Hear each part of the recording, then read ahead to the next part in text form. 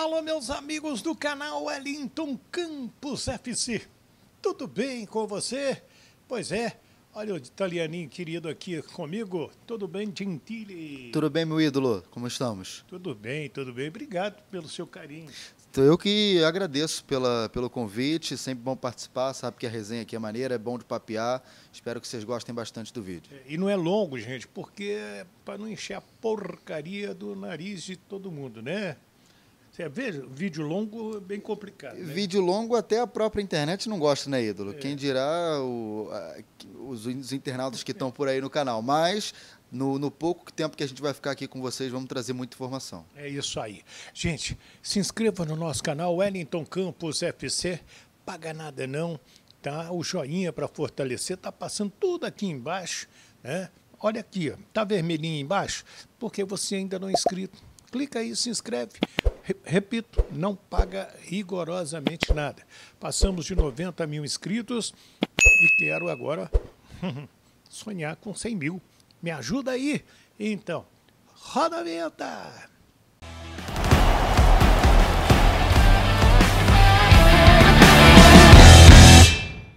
E aí, minha gente, tudo bem? Estamos juntos, hein? Aqui com o Bruno Gentili. Bruno, vamos falar dos 4 times do Rio de Janeiro. Eu vou começar com o Vasco, porque o Vasco pega o Galo nesta quarta-feira, 7 da noite, em São Januário. E essa torcida do Vasco não tem jeito, já esgotou os ingressos. Ídolo, você falou bem, né? A torcida já faz o que ela costuma fazer de melhor, né? Que é apoiar, é não desistir de tentar ver o Vasco, eu não digo nem ressurgir das cinzas, né? Porque a temporada já está praticamente no final, já está praticamente encerrada. O Vasco dificilmente tem uma chance muito mínima de chegar à Libertadores. A gente sabe que teria que ser uma combinação absurda de resultados. Dificilmente vai acontecer. Mas o torcedor do Vasco está lutando porque quer ver uma coisa, o ídolo, que é o time jogar com dignidade e jogar bem. Como uma forma de esperança para o ano que vem. Acho que é isso que o Felipe Maestro vai tentar fazer amanhã com o time em campo. E outra coisa, quando eu falo da torcida, é que o torcedor faz a parte dele, né? Como você colocou, comparece e incentiva. Quando ele vê que a coisa não está boa, não vale o ingresso que pagou, quanto vale o show não vale nada, aí vai. E está certo. Não pode jogar copo no gramado, briga, tudo isso aí atrapalha. E hoje você tem o reconhecimento facial que também ajuda a identificar. Com certeza, até porque você disse bem, o torcedor ele tem o direito de protestar quando ele não está vendo algo que ele não está gostando. E se tratando de torcida do Vasco, isso tem acontecido bastante nos últimos anos, né? O Vasco sempre deixa um pouco a desejar, apesar de esse ano ter feito uma campanha mais segura em relação a rebaixamento no Campeonato Brasileiro, mas não foi aquilo que o torcedor do Vasco queria e principalmente não foi aquilo que a torcida do Vasco esperava para esse ano. Teve a saída da SAF, né, a 777 saiu, o Pedrinho já disse que ano que vem a folha, a questão da parte financeira vai continuar sendo um entrave, a não ser que venha um novo comprador, é isso que a gente espera, que o Vasco consiga se reerguer através de um novo aporte, de um novo investidor, mas a torcida está fazendo a parte dela. E foi como você falou, não pode extrapolar o limite, e sim protestar. Aí sim, na arquibancada, você pode se manifestar contra torcedor, contra diretoria, contra jogador, mas você não pode passar desse limite. E eu acho, Wellington, que a torcida do Vasco faz muito bem de protestar, acho que deve fazer isso amanhã também, porque ficou faltando, assim, deixou a desejar o time, principalmente nessa reta final de temporada. É isso aí. Agora, tomara que o Vasco faça um bom jogo e conquiste uma vitória também, com todo respeito ao Atlético, que tentou Copa do Brasil, não conseguiu, até eliminou o Vasco na semifinal contra o Flamengo, né? E também não conseguiu a Libertadores no último sábado contra o Botafogo. O Léo Jardim no gol, Puma Rodrigues, João Vitor, Léo e Lucas Piton, Hugo Moura, Matheus Carvalho, Felipe Coutinho e Alex Teixeira, que entrou muito bem no sábado, Rayan, ou então Maxi Rodrigues, né, podendo começar ali ao lado do Verrete. Esse é o provável time do Vasco da Gama. E a barca vascaína, ela está saindo com Galdames, Rojas e Rossi. Esses aí já fizeram o último treinamento com o elenco nesta terça-feira, dia 3 de dezembro. Outra que joga amanhã é o Flamengo contra o Criciúma, 8 da noite, no estádio Heriberto Rios. Estão fora no Fla Rossi, Léo Pereira e o Alexandro, além do Gabigol, mas o Luiz Araújo foi relacionado. Então, ídolo, a boa notícia pelo lado do Flamengo é a volta do Luiz Araújo, né? Um jogador que vinha sendo muito importante ainda com o Tite lá atrás. Se machucou contra o Bolívar, se eu não estou enganado. Não, Bolívar foi o Pedro. No clássico. Isso, Luiz Araújo se machucou contra o Vasco. Quem se machucou contra o Bolívar foi o Pedro. Uma lesão muscular do Pedro, e o Luiz Araújo vinha sendo titular. E o Flamengo, desde então, sofreu para encontrar alguém que atuasse ali pela faixa direita. A ponta direita do sistema ofensivo do Flamengo sempre ficou muito em aberto. Ora o Plata jogava, ora o Bruno Henrique trocava com alguém que ia para a ponta esquerda e o próprio Bruno Henrique vinha para a ponta direita. Agora, com o Luiz Araújo, eu acho que vai ser uma grande boa notícia, não só para essa partida que ele deve ganhar alguns minutos, né, mas principalmente para a próxima temporada também, com o Cebolinha voltando, o Pedro voltando, o Vinha voltando. E em relação a esse jogo contra o Criciúma, o Flamengo está cumprindo tabela, né, Wellington?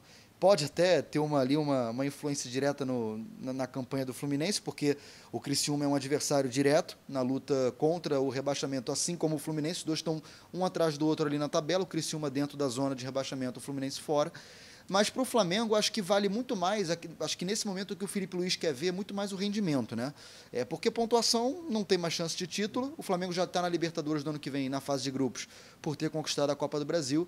Então, acho que para o Felipe Luiz o que vale mesmo é ele ver o trabalho dele melhorando a cada dia, a cada jogo, e tentando ver, com todas as peças voltando, o que ainda não vai acontecer esse ano, né? Pelo menos não nesses últimos 2 jogos, mas com o Luiz Araújo já voltando, vamos ver como é que ele vai armar isso. Se ele vai começar com o Luiz Araújo, se ele vai botar ao longo do jogo. Acho até que ele deve botar ao longo do jogo.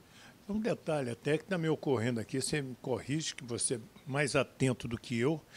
O Felipe Luiz, ele não teve ainda o elenco completo, o Cebolinha, né? O Pedro, esses jogadores importantes. Não teve, é verdade, você falou muito bem, de fato não teve mesmo. Ele fez um trabalho, assim, para o curto espaço de tempo que o Felipe Luiz entrou no Flamengo, ali naquela reta final de Copa do Brasil e também de Campeonato Brasileiro, o Flamengo já estava fora da Libertadores, o trabalho dele é muito positivo, não só por conta do título, a gente não está aqui falando só de resultado.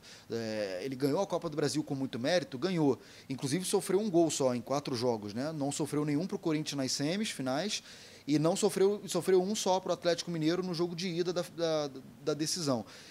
Mas também pela forma como o time se comporta, tirando essa parte defensiva também, que é boa e sólida, principalmente como o time se comporta ofensivamente. É um Flamengo que tem um repertório muito maior do que com o Tite. E tem esse repertório, você bem citou, sem ter à disposição todas as peças para ele poder mexer nesse tabuleiro do Flamengo. Então, eu acho que a partir do Carioca do ano que vem, que aí sim, o Carioca é um campeonato para isso hoje em dia. A gente não pode negar a realidade. É um laboratório, é um teste. Principalmente para técnico que está começando, como o Felipe Luiz está começando na carreira dele, é fazer experiências. O Pedro não deve voltar antes do Carioca. Não, o Pedro só no meio do ano. Isso aí, só lá para... Acho que para o Super Mundial de Clubes ele já deve estar à disposição. Tomara, que é entre junho e julho, assim como vinha. Mas, tirando eles dois, eu acho que todo mundo que está no departamento médico do Flamengo já volta pelo menos até a disputa do Carioca ali, no máximo fevereiro. Então, acho que o Felipe Luiz vai se dar bem no sentido de ter todo mundo à disposição e ver o que ele consegue fazer de melhor com esse time do Flamengo. Um provável Flamengo para o jogo com o Criciúma, lá em Criciúma, Matheus Cunha, Wesley, Fabrício Bruno, Léo Ortiz e Ayrton Lucas, o Pulgar, De La Cruz e o Gerson, Plata, Bruno Henrique e o Michael. Então é o provável Flamengo para este jogo. O Botafogo está pertinho de ser campeão brasileiro, só depende dele. E se ganhar do Internacional e o Palmeiras tropeçar contra o Cruzeiro em Belo Horizonte, ele já ganha o título de maneira com antecedência.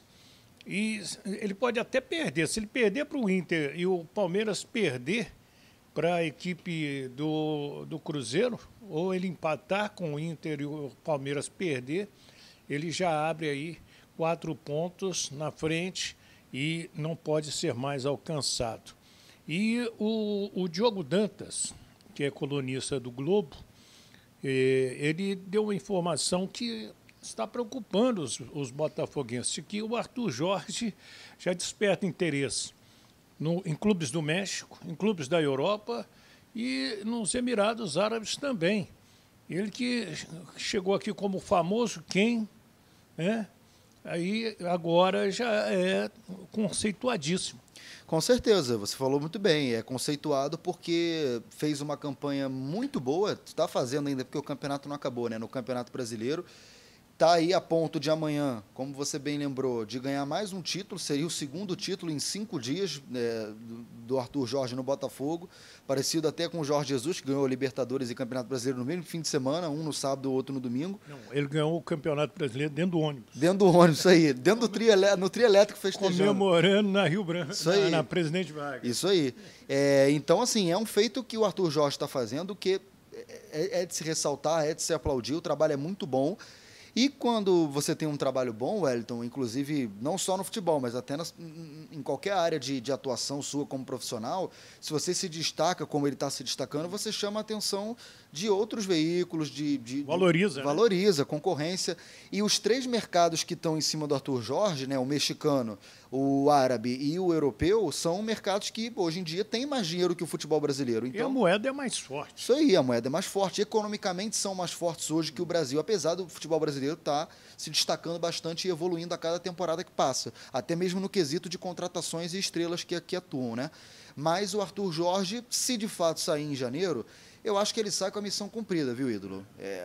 Acho que se acontecer de fato a saída dele, o grande problema do Botafogo não vai ser nem a saída dele, é quem botar no lugar para que supra da melhor forma possível o trabalho que ele vinha desempenhando no Botafogo, que ele vem desempenhando, né? Porque ele ainda não saiu, que ele vem desempenhando no Botafogo. Acho que essa vai ser a principal incógnita, vai ser o principal ponto de interrogação para o Botafogo resolver, vai ser a principal questão.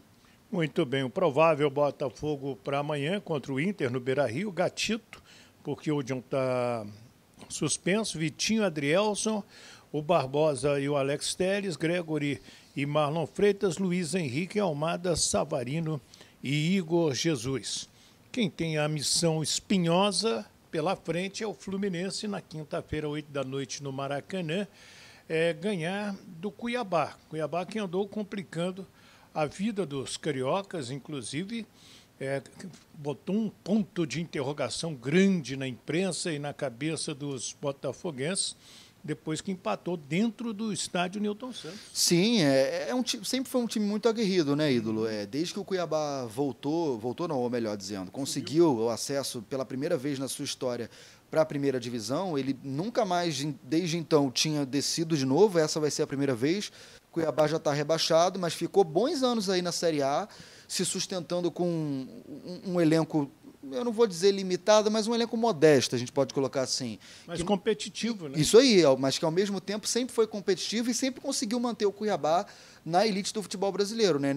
Pelo menos agora, até esse meio tempo, e nessa temporada acabou caindo. Mas assim, eu vejo essa questão do Fluminense muito mais como um dever de casa próprio que o time tem que fazer, porque para o Fluminense se salvar nessa rodada, ele precisa vencer o Cuiabá e torcer para que 2 adversários diretos tropecem. Quem são esses adversários diretos? O Criciúma contra o Flamengo e o Bragantino contra o Atlético Paranaense, que inclusive é mais um confronto direto, que o Atlético Paranaense também está ali no bolo, brigando para não cair, ainda não está salvo. Só que o Bragantino, eu acho difícil o Bragantino ganhar do Atlético Paranaense lá em Curitiba. O Bragantino vem mal, vem tropeçando já, até mesmo em casa. Então, que dirá fora, num campo sintético, em que não está acostumado a jogar, o Atlético Paranaense tem um dos fatores casa mais fortes nesse campeonato. É um estádio que tem uma relação ali, principalmente com o gramado sintético, que muda muito a velocidade do jogo. Eu acho que o Bragantino não ganha lá. O Criciúma vai depender muito mais da inspiração do time do Flamengo, eu acho, do que do próprio Criciúma, porque o Flamengo, se jogar o que sabe jogar, o Criciúma não tem futebol para ganhar, mas é aquilo, futebol é futebol, né? Tudo pode acontecer. Então, por que eu estou falando tudo isso? Porque eu acho que o mais difícil é o Fluminense ganhar do Cuiabá.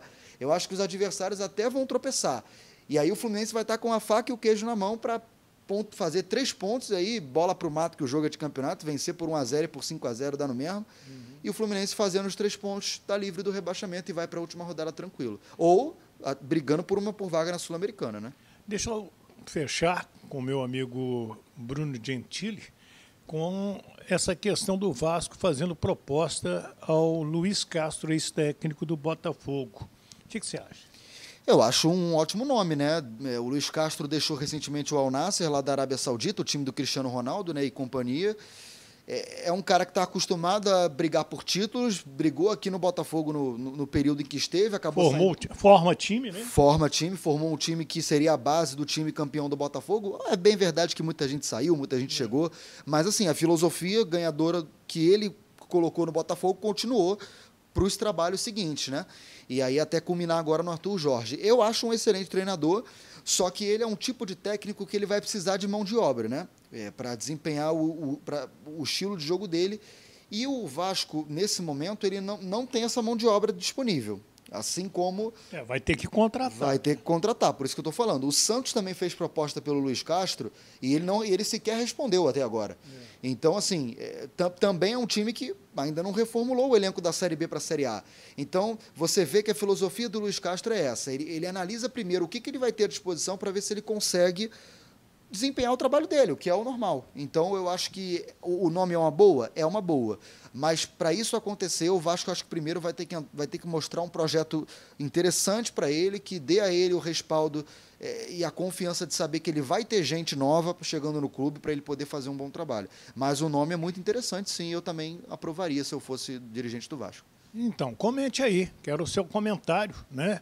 A gente fez hoje um apanhado dos 4 grandes, porque é uma rodada importante, e quero a sua opinião, deixe o seu nome e o nome da sua cidade para receber aquele abraço no nosso próximo vídeo. Se inscreva no nosso canal Wellington Campos FC, não paga nada, tá passando tudo aqui, e se tiver vermelhinho aqui embaixo, gente, pode clicar. Repito, não paga nada, vai no joinha para dar aquele joinha para o nosso trabalho e clica no sininho também para receber as nossas notificações, tá? Ídolo, obrigado. Wellington, eu que agradeço, sempre um prazer participar e a resenha sempre maneira, sempre muito boa de conversar. Obrigado. Maravilha. E você gostou? Comente aí, peço para você comentar. Aqui do Rio de Janeiro, Bruno Gentili, nosso italianinho, e o Wellington Campos. Fiquem com Deus.